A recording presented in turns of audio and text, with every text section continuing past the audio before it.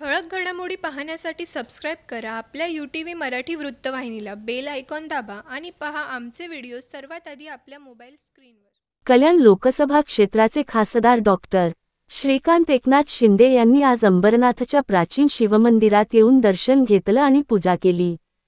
यावेळी अंबरनाथच्या महादेवाचा आशीर्वाद कायमच माझ्या आणि शिंदे कुटुंबाच्या पाठीशी असल्याचं खासदार शिंदेंनी सांगितलं। अंबरनाथच्या भगवान भोलेनाथाच्या आशीर्वादानेच आज मी 3 वेळा खासदार झाल्याचंही शिंदे म्हणाले। तसंच अंबरनाथच्या शिवमंदिर परिसराचा कॉरिडॉरच्या धर्तीवर विकास सुरू असून यात घाट, भक्तनिवास, सुशोभीकरण अशी अनेक कामं केली जाणार आहेत। हा कॉरिडॉर पूर्ण झाल्यानंतर भाविकांची संख्या वाढून शहराच्या इकॉनॉमीला आणि पर्यायानं विकासालाही चालना मिळणार असल्याचं खासदार श्रीकांत शिंदे म्हणाले।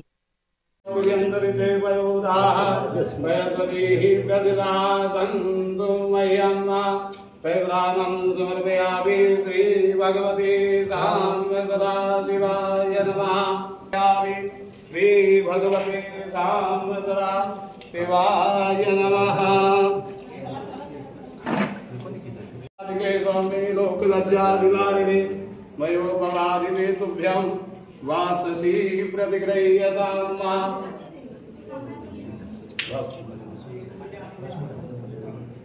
रायुकांजावलिः कसुरसायुकं मातृदेवे कुत्रायुकं तन्नो वसुतायुकं मा अवीरञ्जा गुलादञ्जा जो वाचन्दनवेवचा अवीरेणासितो देवाता शान्तिप्रियदेवाराच्यवे गोधूमाच्यवे मसूराच्यवे जघेन कल्पन्तं पुष्पवालान्ते धूपमान्ते तृप्ताक्षरीपं दर्शयामि। आपले कल्याण लोकसभा मतदारसंघाचे लाडके लोकप्रिय सर्वप्रथम मी सगळ्या भाविकांना शिवरात्रीच्या खूप खूप शुभेच्छा देतो।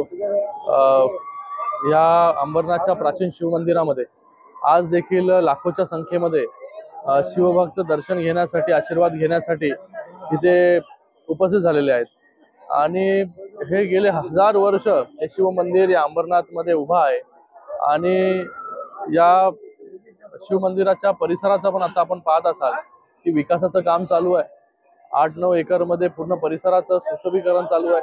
आपण पाहिलं असेल की घाटाचं काम पण पूर्ण होत आलेलं आहे। व्यवस्था लोकांना येणाऱ्या काळामध्ये कशा मिळतील याच्यासाठी हा पूर्ण कॉरिडॉरचं काम मोठ्या तेज गतीने चालू आहे। येणाऱ्या काळामध्ये लोकांना राहण्याची सोय, त्याचबरोबर टॉयलेट बाथरूम असतील, त्याचबरोबर दुकानं असतील, ऑडिओ व्हिज्युअल रूम्स असतील, या मंदिराचा इतिहास सांगणारा एक ऑडिटोरियम असेल, या सगळ्याच गोष्टी ज्या आहेत या आपण या मंदिराच्या परिसरामध्ये करतोय। दिवसेंदिवस भाविक जे आहेत या मंदिराकडे येण्याची संख्या त्यांची वाढत चाललेली आहे। भविष्यामध्ये ही संख्या जी आहे ती अजून वाढत जाणार आहे। त्या दृष्टिकोनातून देखील हा पूर्ण परिसर जसा काशीचा कॉरिडॉर झाला तसंच अंबरनाथचा कॉरिडॉर देखील होईल आणि त्याचं काम आपण पाहताय की अगोदर ही नदी जी आहे नाल्यामध्ये रूपांतरित झाली होती, आता पुन्हा त्या नाल्याला नदीमध्ये रूपांतरित करण्याचं काम जे आहे ते चालू आहे। ETPचं काम इथे मोठ्या जोरात सुरू आहे। भविष्यामध्ये जशी अगोदर नदी इथे वाहत होती स्वच्छ पाण्याची, तशीच पुन्हा 12 महिने या मंदिराला लागून नदी जी आहे ही वाहणार आहे, असं देखील काम जे आहे ते या परिसरामध्ये होत आहे। ठळक घडामोडी पाहण्यासाठी सबस्क्राईब करा आपल्या UTV मराठी वृत्तवाहिनीला. बेल आयकॉन दाबा आणि पहा आमचे व्हिडिओ सर्वात आधी आपल्या मोबाईल स्क्रीनवर.